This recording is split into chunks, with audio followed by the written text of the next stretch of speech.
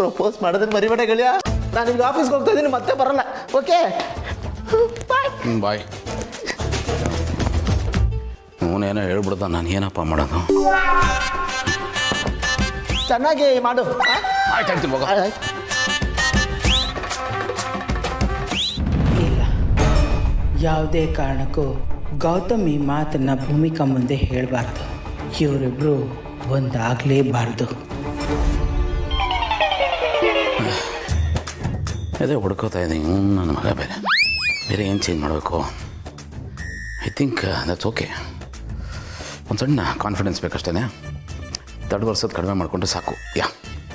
ಯಾ ಗೌತಮ್, ಒಳ್ಳೆ ಫ್ಲೋನಲ್ಲಿದೆಯಾ, ಚಾರ್ಜ್ ಆಗಿದೆಯಾ? ಇದೇ ಫ್ಲೋನಲ್ಲಿ ಹೋಗಿ ಹೇಳ್ಬಿಡು, ಏನೂ ಆಗಲ್ಲ. ಧೈರ್ಯವಾಗಿರೋ.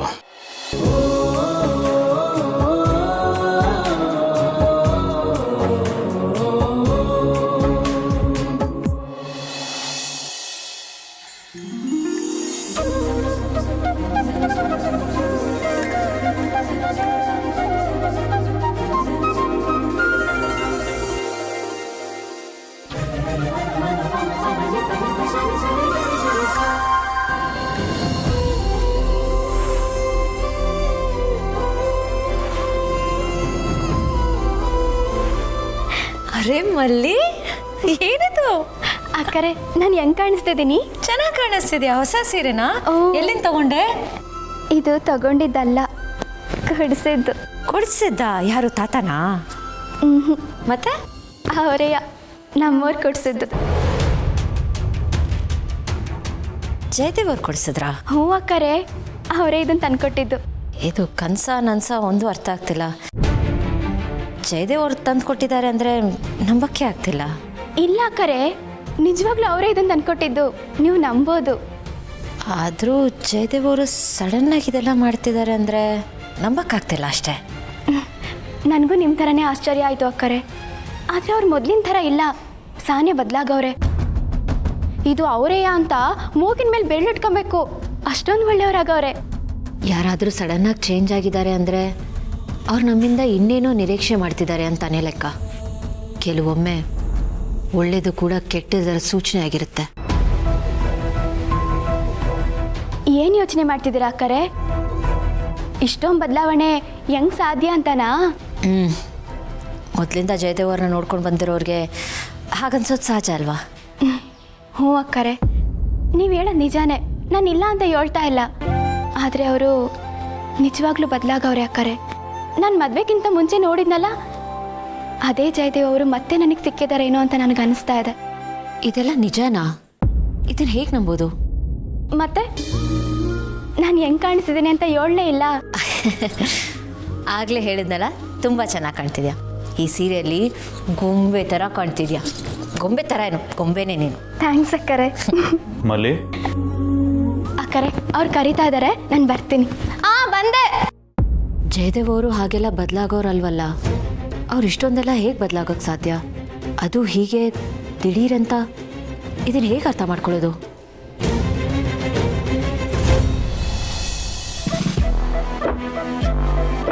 Bhoomika, please take this. ಇದನ್ನು ನಿಮಗೆ ಅಂತ ತಂದಿದ್ದು. ಭೂಮಿಕಾ ಅವರೇ, ನೀವು ಕೂಡ ರೋಸ್ ಥರ ತುಂಬ ಚೆನ್ನಾಗಿ ಕಾಣಿಸ್ತಾ ಇದ್ದೀರಾ. I love you Bhoomika. Mom, ನಾನು ನಿಂಗೆ ಒಂದು ವಿಷಯ ಹೇಳಬೇಕು. ಏನು? ಅತ್ತಿಗೆ ಅಣ್ಣಂಗೆ ಲವ್ ಲೆಟರ್ ಬರ್ತಿದ್ದಾರೆ. ವಾಟ್? ಲವ್ ಲೆಟ್ರಾ? ಎಸ್ ಮಾಮ್, ಅತ್ತಿಗೆ ಬರ್ದಿರೋದನ್ನ ನಾನೇ ಓದ್ದೆ. ಹೀಗೆ ಆದರೆ ಕಷ್ಟ ಆಗುತ್ತೆ ಮಾಮ್. ಅಲ್ಲ, ನೀನು ನೋಡಿದ್ರೆ ಅಣ್ಣ ಅತ್ತಿಗೆ ರೈಲ್ವೆ ಟ್ರ್ಯಾಕ್ಸ್ ಥರ ಅಕ್ಕಪಕ್ಕನೇ ಇದ್ರೂ ಡಿಸ್ಟೆನ್ಸ್ ಮೇಂಟೈನ್ ಮಾಡಬೇಕು, ಅವರಿಬ್ರು ಮಧ್ಯೆ ಒಂದು ಡಿಸ್ಟೆನ್ಸ್ ಇರಬೇಕು ಅಂತ ಅಂತಿದ್ಯಾ. ಆದರೆ ಇಲ್ಲಿ ನೋಡಿದ್ರೆ ಎಲ್ಲ ಉಲ್ಟಂಪಲ್ಟ ಆಗ್ತಾ ಇದೆ. ಇವಳು ಮಾತ್ರ ಅಲ್ಲ, ಆ ಕಡೆ ನಿನ್ನ ಅಣ್ಣನು ಇವಳ ಥರನೇ ಆಡ್ತಿದ್ದಾನೆ. ಇವಳಿಗೆ ಪ್ರಪೋಸ್ ಮಾಡೋದಕ್ಕೆ ರಿಹರ್ಸಲ್ಸ್ ಮಾಡ್ತಿದ್ದಾನೆ, ಅದು ಈ 45ನೇ ವಯಸ್ಸಲ್ಲಿ. ವಾಟ್? ಅಣ್ಣ ಅತ್ತಿಗೆ ಪ್ರಪೋಸ್ ಮಾಡ್ತಾನಂತ? ಯಾಕೋ ನಾವು ಅನ್ಕೊಂಡಿದ್ದ ಥರ ಯಾವುದೂ ನಡೀತಾ ಇಲ್ಲ. ಎಲ್ಲ ನಮ್ಮ ಕೈ ಮೀರಿ ಹೋಗ್ತಾ ಇದೆ ಅಂತ ಅನ್ನಿಸ್ತಾ ಇದೆ. ಹಾಗಂತ ನಾವು ಸುಮ್ಮನೆ ಕೂರೋದಕ್ಕಾಗಲ್ಲ ಅಲ್ಲ ಮಾಮ್. ಇದಕ್ಕೆಲ್ಲ ನಾವು ಬ್ರೇಕ್ ಹಾಕಲೇಬೇಕು. ಇಲ್ಲ ಅಂದರೆ ಫ್ಯೂಚರಲ್ಲಿ ನಮಗೆ ಖಾಲಿ ಚಿಪ್ಪೆ ಗತಿ ಆಗುತ್ತೆ. ಅಣ್ಣ ಅತ್ತಿಗೆ ಯಾವುದೇ ಕಾರಣಕ್ಕೂ ಒಂದು ಆಗಬಾರ್ದು ಮಾಮ್. ನನಗಿಂತ ಚೆನ್ನಾಗಿ ನಿನಗೆ ಗೊತ್ತು ಅವರಿಬ್ಬರು ಒಂದಾದರೆ ಏನಾಗುತ್ತೆ ಅಂತ. ಇದಕ್ಕೆಲ್ಲ ನೀನೇ ಏನಾದರೂ ಮಾಡಬೇಕು ಮಾಮ್, ಇಲ್ಲಾಂದರೆ ತುಂಬ ಕಷ್ಟ ಆಗುತ್ತೆ. Please mom, do something. Mom mom mom mom ಏನಾಯ್ತು? ಮಾಮ್ ಕಣ್ಬಿಡು ಮಾಮ್. ಮಾಮ್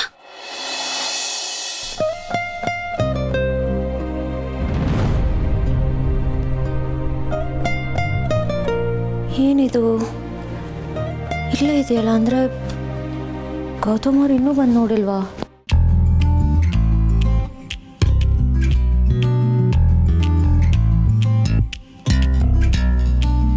ಈಗ ನೋಡ್ತಾರೆ. ಅಲ್ಲಿಟ್ರೆ ಇಲ್ಲಿಟ್ರೆ ಎಲ್ಲ ಒಂದೇ ಅಲ್ವಾ?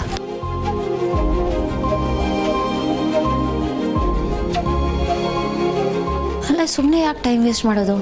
ನಾನೇ ಹೋಗಿ ಕೊಟ್ಬಿಡ್ತೀನಿ.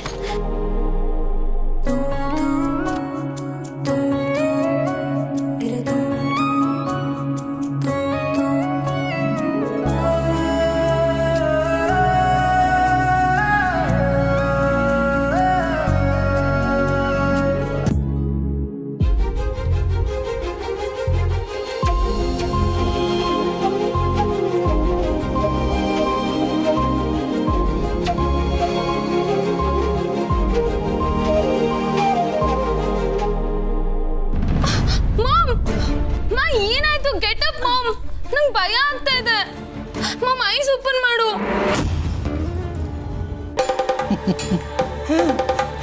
ಹೆದರ್ಕೊಂಡ್ಯಾ ಮಾಮ್? ನೋಡು, ನಾನು ಏನು ಮಾಡ್ತೀನಿ ಅನ್ನೋದನ್ನು ಒಂದು ಚಿಕ್ಕ ಟ್ರೇಲರ್ ನಿನಗೆ ತೋರಿಸ್ದೆ. ಮಾಮ್, ಇದನ್ನು ನೋಡಿ ನಿನಗೆ ಎಷ್ಟು ಭಯ ಆಗಿದೆ ಅಂದಮೇಲೆ ಗೌತಮ್ಗೆ ಎಷ್ಟು ಭಯ ಆಗಬೇಡ. ನೀನು ಈಗಲೇ ಹೋಗಿ ಗೌತಮ್ ಹತ್ರ ಅಮ್ಮನಿಗೆ ಹೀಗಾಗಿದೆ ಅಂತ ಹೇಳು. ಅವನು ಎಲ್ಲ ಬಿಟ್ಟು ಓಡ್ ಬರ್ತಾನೆ. ಮಾಮ್, ಎಕ್ಸಾಕ್ಟಾಗಿ ನೀನು ಏನು ಪ್ಲ್ಯಾನ್ ಮಾಡಿದ್ಯಾ? ಸದ್ಯದಲ್ಲೇ ಗೊತ್ತಾಗುತ್ತೆ. ನೀನು ಹೋಗಿ ಎಲ್ರೂ ಕರ್ಕೊಂಡು ಬಾ. Okay mom. ಅಣ್ಣ, ವಾ, ನನಗಿಂತ ಒಳ್ಳೆ ಕಲಾವಿದೆ.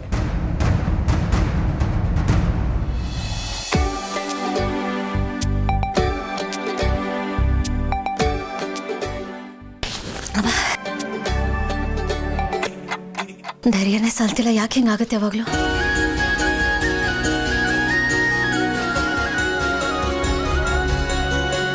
ಕೊಡಲೇಬೇಕು, ನಾನು ಹೇಗಾದರೂ ಮಾಡಿ ಕೊಡಲೇಬೇಕು.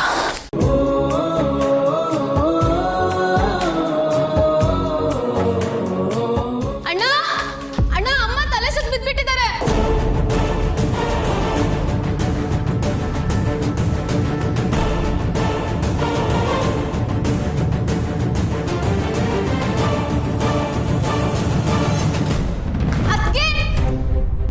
ಎಲ್ಲಿದ್ದೀರಾ? ಏನಾಯ್ತು?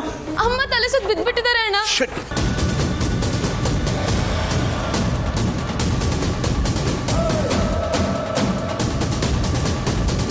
ಅಮ್ಮ, ನೀರು ತಗೊಂಬ.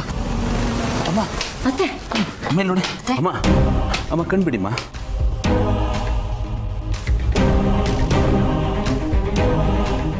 ಅಮ್ಮ ಮಾಮ,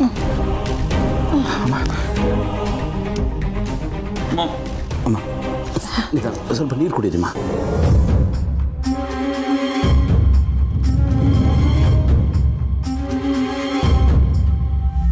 ನಿಧಾನಮ್ಮ. ಮಮ್, ಏನಾಯ್ತು ಮಾಮ್? ಅಮ್ಮ, ಏನಾಗ್ತಿದೆಯಮ್ಮ?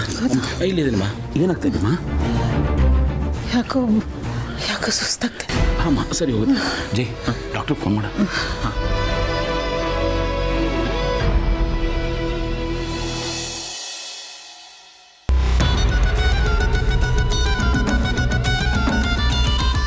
ನೋಡಿ, ಡಾಕ್ಟ್ರ್ ನೀವೇ ಆಗಿರ್ಬೋದು, ಆದರೆ ಇಲ್ಲಿ ಬಂದು ನಾನು ಏನು ಹೇಳಿದ್ದೀನೋ ಅಷ್ಟೇ ಹೇಳಬೇಕು. Got it?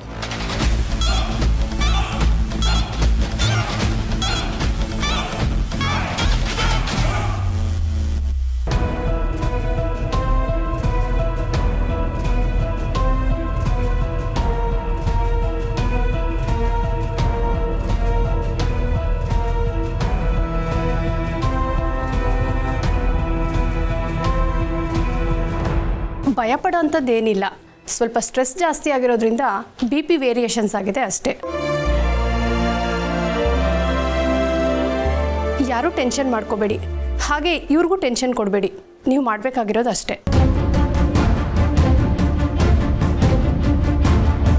ನೀವೇನೋ ಯೋಚನೆಲಿದ್ದೀರಾ ಅನಿಸುತ್ತೆ. ಜಾಸ್ತಿ ಟೆನ್ಷನ್ ಮಾಡ್ಕೋಬೇಡಿ. ಟೆನ್ಷನ್ ಜಾಸ್ತಿ ಆದಾಗ ಈಗಾಗತ್ತೆ. ನೀವು ಬೇಡದೇ ಇರೋ ಯೋಚನೆಗಳನ್ನು ಬಿಟ್ಟು ನಿಮ್ಮ ಆರೋಗ್ಯದ ಕಡೆ ಗಮನ ಕೊಡಿ. ನಾನು ಟ್ಯಾಬ್ಲೆಟ್ಸ್ನ ಕಳಿಸ್ಕೊಡ್ತೀನಿ, ನೀವು ಟೈಮಿಗೆ ಸರಿಯಾಗಿ ಟ್ಯಾಬ್ಲೆಟ್ಸ್ ತೊಗೊಳ್ಳಿ. ಹಾಗೇನಾದರೂ ನಿಮ್ಗೆ ಸರಿ ಹೋಗಲಿಲ್ಲ ಅಂತಂದರೆ ಹಾಸ್ಪಿಟ್ಲಲ್ಲಿ ಅಡ್ಮಿಟ್ ಆಗಬೇಕಾಗುತ್ತೆ. ಹೊಟ್ಟೆ ತುಂಬ ಊಟ ಮಾಡಿ, ಸರಿಯಾಗಿ ನೀರು ಕುಡೀರಿ, ಜಾಸ್ತಿ ಆಯಾಸ ಮಾಡ್ಕೋಬೇಡಿ. ಸಾಧ್ಯವಾದಷ್ಟು ಸಮಾಧಾನದಿಂದ ಇರಿ. ಈಗ ನಿಮಗೆ ಅದು ತುಂಬ ಮುಖ್ಯ. ಏನಾದರೂ ಇದ್ದರೆ ಕಾಲ್ ಮಾಡಿ.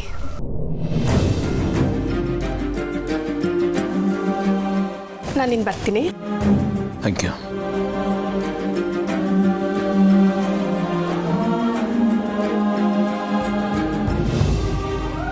ಅಮ್ಮ, ಯಾಕಮ್ಮ ಹೀಗೆ ಮಾಡ್ಕೊಂಡ್ರಿ? ಅಂಥದ್ದೇನು ಟೆನ್ಷನ್ ನಿಮಗೆ? ಏನಾದರೂ ಇದ್ರೆ ನನ್ನ ಹತ್ರ ಹೇಳ್ಕೊಡಿ. ಅಂಥದ್ದೇನೂ ಇಲ್ಲ ಗೌತಮ್, ನನಗೆ ಯಾವ ಟೆನ್ಷನೂ ಇಲ್ಲ.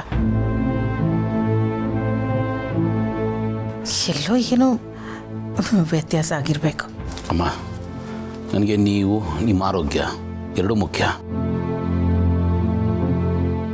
ನೀವು ಯಾವುದ್ರ ಬಗ್ಗೆನೂ ತಲೆ ಕೆಡಿಸ್ಕೋಬೇಡಿ, ನಿಮ್ಮ ಆರೋಗ್ಯ ನೋಡ್ಕೊಳ್ಳಿ. ನಾನು ಅಷ್ಟೇ ನಿಮ್ಮನ್ನು ಕೇಳ್ಕೊಳ್ಳೋದು. ಮಾಮ್ ಚೆನ್ನಾಗೇ ಇದ್ರಲ್ಲ, ಸಡನ್ನಾಗಿ ಏನಾಯಿತು?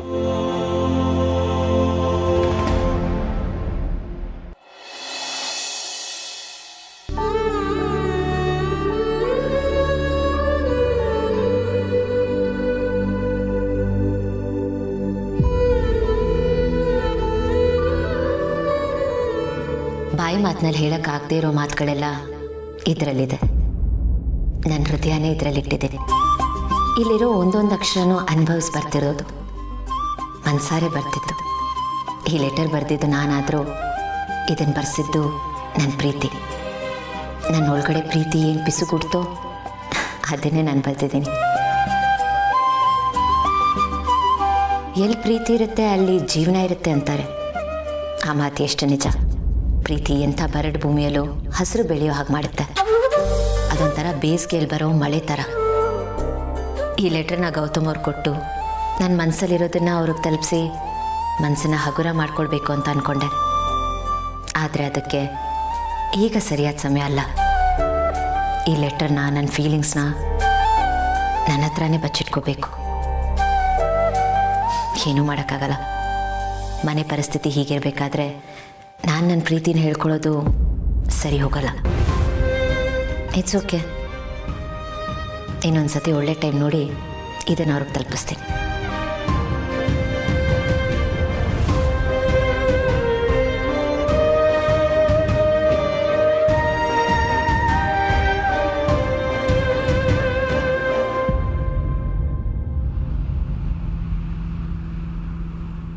ನೆಕ್ಸ್ಟ್ ಶೋದು ಔಟ್ಫಿಟ್ಸ್ ಎಲ್ಲ ರೆಡಿಯಾಗಿದೆ ಅಲ್ವಾ?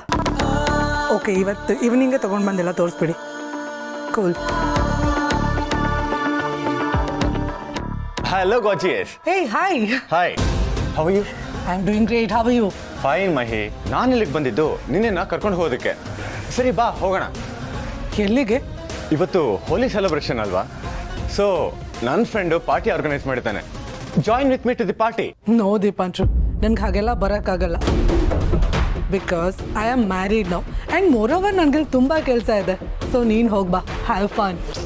ಏನು ಮಹಿ ನೀನು ಮಿಡಲ್ ಕ್ಲಾಸ್ ಹುಡುಗನ ಮದುವೆ ಆಗಿ ಮಿಡಲ್ ಕ್ಲಾಸ್ ಅವ್ರ ಥರನೇ ಬಿಹೇವ್ ಮಾಡ್ತಿದ್ಯಲ್ಲ? ಕಮಾನ್ ಮಹಿ, ನೀನು ಮಹಿಮಾ ದಿವಾನ್ ಅನ್ನೋದು ಮರಿಬೇಡ. ಕಮಾನ್, ಲೆಟ್ಸ್ ಗೋ. ಡೋಂಟ್ ಫೋರ್ಸ್ ಮಿ ದೀಪಾಂಶು, ನನಗೆ ಬರೋಕ್ಕಾಗಲ್ಲ, ಅರ್ಥ ಮಾಡ್ಕೊ. ಓಕೆ ಓಕೆ ಓಕೆ, ಪಾರ್ಟಿ ಬೇಡ ಅಂದರೆ ಲಾಂಗ್ ಡ್ರೈವ್ ಹೋಗೋಣ. Is that okay? ನೋ, ನನಗೆ ಅದು ಯಾವುದ್ರಲ್ಲೂ ಇಂಟ್ರೆಸ್ಟ್ ಇಲ್ಲ.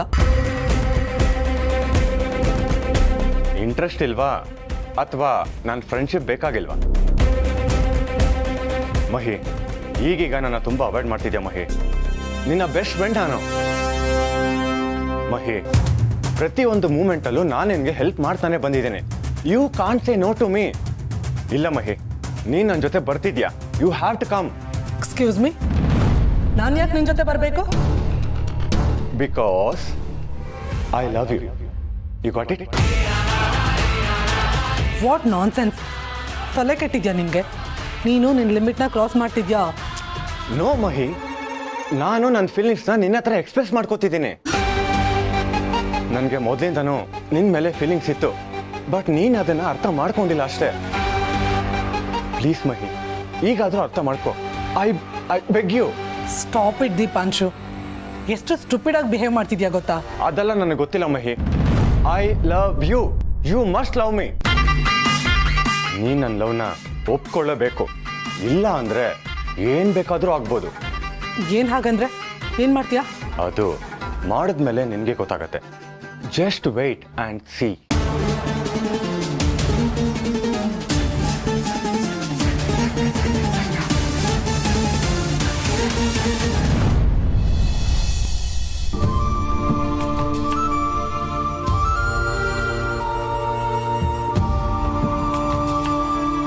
ಅದೆಲ್ಲ ನನಗೆ ಗೊತ್ತಿಲ್ಲ ಮಹಿ.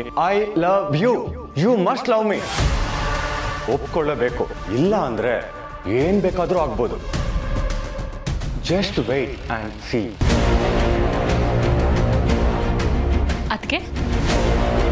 ಅದಕ್ಕೆ ನಾಳೆ ಎಷ್ಟೊತ್ತಿಗೆ ಹೋಗೋಣ? ಎಲ್ಲಿಗೆ? ಇದೇನದಕ್ಕೆ ಹೀಗೆ ಕೇಳ್ತಾ ಇದ್ದೀರಾ? ನಿಮ್ಮ ಫ್ರೆಂಡು ಒಂದು ಫ್ಯಾಷನ್ ಇವೆಂಟ್ ಆರ್ಗನೈಸ್ ಮಾಡಿದ್ದಾರೆ, ನೀವೇ ರೆಕಮೆಂಡ್ ಮಾಡಿದ್ರಿ ಅಂತ ಹೇಳಿದ್ರಲ್ಲ. ಓ ಹೌದಲ್ವಾ? ಯಾಕದ್ಗೆ ಮರ್ತ್ಬಿಟ್ರಾ? ಇಲ್ಲ, ನಂಗೆ ನೆನಪಿದೆ. ಬಟ್ ನಾನೇನೋ ಯೋಚನೆ ಮಾಡ್ತಾ ಇದ್ದೆ. ಅಪೇಕ್ಷಾ, ನಾಳೆ ಬೇಡ, ಇನ್ನೊಂದು ದಿನ ಹೋಗೋಣ. ಸರಿ ಅದಕ್ಕೆ ನೀವು ಹೇಗೆ ಹೇಳ್ತೀರೋ ಹಾಗೆ. ಥ್ಯಾಂಕ್ಸ್ ಅಪೇಕ್ಷಾ. ಯಾಕಮ್ಮ ನೀನೇ ಹೋಗೋಣ ಅಂತ ಹೇಳಿದ್ದೆ, ಹೋಗಿದ್ರೆ ಚೆನ್ನಾಗಿರೋದು. ಹಾಂ ಅತ್ತೆ, ನಾನೇ ಹೇಳಿದ್ದೆ, ಬಟ್ ನನಗೆ ಯಾಕೋ ಮೂಡ್ ಸರಿ ಇಲ್ಲ. ಹೌದಾ? ಮೂಡ್ ಸರಿಗಿಲ್ಲ ಅಂದರೆ ಬಿಟ್ಬಿಡಮ್ಮ, ಪರವಾಗಿಲ್ಲ. ಇನ್ನೊಂದು ದಿವಸ ಹೋದ್ರೆ ನೀನು ಹೋಗಿ ರೆಸ್ಟ್ ತಗೋ. ಹೋಗು. ಥ್ಯಾಂಕ್ಸ್ ಅತ್ತೆ.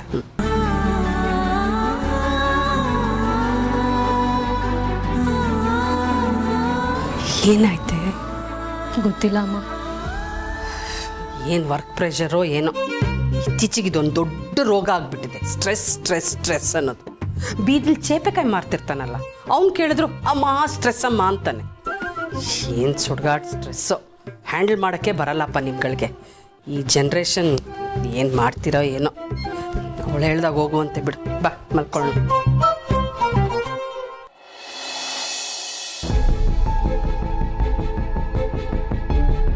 ಗೌತಮ್ ಅವರೇ, ಅತ್ತೆಗೆ ಮೈ ಹುಷಾರಿಲ್ಲ ಅಂತ ಅಪ್ಸೆಟ್ ಆಗಿದ್ದೀರಾ? ಚಿಂತೆ ಮಾಡಬೇಡಿ, ಅವ್ರಿಗೇನೂ ಆಗಲ್ಲ. ನಾವು ಮನೆಯವ್ರ ಬಗ್ಗೆ ಎಲ್ಲ ಎಷ್ಟು ಕೇರ್ ತಗೋತೀವಿ. ಅವ್ರಿಗೇನೂ ಆಗಬಾರ್ದು, ಯಾವಾಗಲೂ ಚೆನ್ನಾಗಿರಬೇಕು ಅಂತ ಅನ್ಕೋತೀವಿ. ಎಷ್ಟಾಗುತ್ತೋ ಅಷ್ಟು ಹುಷಾರಾಗೂ ನೋಡ್ಕೋತೀವಿ. ಬಟ್ ಈ ಥರದ್ದು ಏನಾದರೂ ಆದಾಗ ಆ ಸಡನ್ ಶಾಕ್ನ ತಡ್ಕೊಳ್ಳೋಕೆ ತುಂಬ ಕಷ್ಟ ಆಗುತ್ತೆ. ಎಲ್ಲಿ ಯಾವಾಗ ಏನಾಗ್ಬಿಡ್ತು ಅಂತ ಆತಂಕ ಶುರು ಆಗಿಬಿಡುತ್ತೆ. ಅದನ್ನು ಓವರ್ಕಮ್ ಮಾಡೋದು ಅಷ್ಟೊಂದು ಈಸಿ ಅಲ್ಲ. ಅದು ಅಲ್ಲದೆ ನನಗೆ ಹಾಸ್ಪಿಟ್ಲ್ ಅಂದರೆ ಭಯ. ಯಾರಾದರೂ ಹಾಸ್ಪಿಟ್ಲ್ಗೆ ಅಡ್ಮಿಟ್ ಆಗಿದ್ದಾರೆ ಅಂದರೆ ಅವ್ರಿಗಿಂತ ಜಾಸ್ತಿ ನನಗೆ ಟೆನ್ಷನ್ ಆಗುತ್ತೆ. ಈಗ ಅಮ್ಮನ ವಿಷಯದಲ್ಲಿ ನನಗೆ ಹಾಸ್ಪಿಟ್ಲ್ ಟೆನ್ಷನ್ ಶುರು ಆಗಿಬಿಟ್ಟಿದೆ. ಮನೆಯವ್ರಿಗೆ ಯಾವಾಗ ಏನಾಗುತ್ತೋ ಅಂತ ಆತಂಕ. ಪ್ರಯತ್ನ ಪಡ್ತಾ ಇದ್ದೀನಿ, ಬಟ್ ಈಚೆ ಬರೋಕ್ಕಾಗ್ತಿಲ್ಲ. ಅದು ಹಾಗೆ ಒಂದ್ಸಲ ಆ ಥರದ ಯೋಚನೆ ಮನಸ್ಸಲ್ಲಿ ಏನಾದರೂ ಬಂದರೆ ಅದಷ್ಟು ಸುಲಭವಾಗಿ ನಮ್ಮ ಬಿಟ್ಟು ಹೋಗಲ್ಲ, ನಮ್ಮನ್ನು ಕಾಡ್ತಾನೆ ಇರುತ್ತೆ. ಆದರೆ ನೀವು ಸಮಾಧಾನ ಮಾಡ್ಕೊಳ್ಳಿ, ಅತ್ತೆಗೇನೂ ಆಗಲ್ಲ. ಡಾಕ್ಟರ್ ಹೇಳಿದ್ರಲ್ಲ, BP ಹೆಚ್ಚು ಕಮ್ಮಿ ಆಗಿದೆ ಅಷ್ಟೇ, ಅಷ್ಟಕ್ಕೆ ಭಯಪಟ್ಟರೆ ಹೀಗೆ? ಅದು ಹಾಗಲ್ಲ ಭೂಮಿಕಾ. ಅಮ್ಮನ್ನ ಈ ಥರ ನಾನು ಯಾವತ್ತೂ ನೋಡಿಲ್ಲ. ಅದೆಂಥದೇ ಪರಿಸ್ಥಿತಿ ಇರಲಿ, ಅಮ್ಮ ಯಾವತ್ತೂ ಸೋತಿದ್ದಿಲ್ಲ, ಕುಗ್ಗಿದ್ದಿಲ್ಲ, ಕೈ ಚೆಲ್ಲಿ ಕೂತಿದ್ದಿಲ್ಲ. ಏನೇ ಪ್ರಾಬ್ಲಮ್ಸ್ ಇದ್ದರೂ ಅದನ್ನು ಫೇಸ್ ಮಾಡಿ, ಎಂಥ ಚಾಲೆಂಜಸ್ ಇದ್ದರೂ ಅದನ್ನು ಎದುರಿಸಿ ನಾವು 5 ಜನ ಮಕ್ಕಳನ್ನ ನೋಡಿಕೊಂಡು ಮನೇನ ಅಚ್ಚುಕಟ್ಟಾಗಿ ನಿಭಾಯಿಸ್ಕೊಂಡು ಬಂದವರು.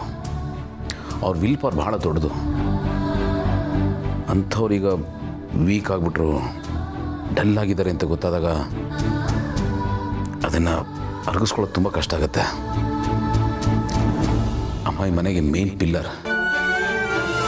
ಅವ್ರಿಗೇನಾದರೂ ಆದರೆ ಇಡೀ ಮನೆ ಅಲ್ಲಾಡೋಗುತ್ತೇನೋ ಭಯ ನನಗೆ.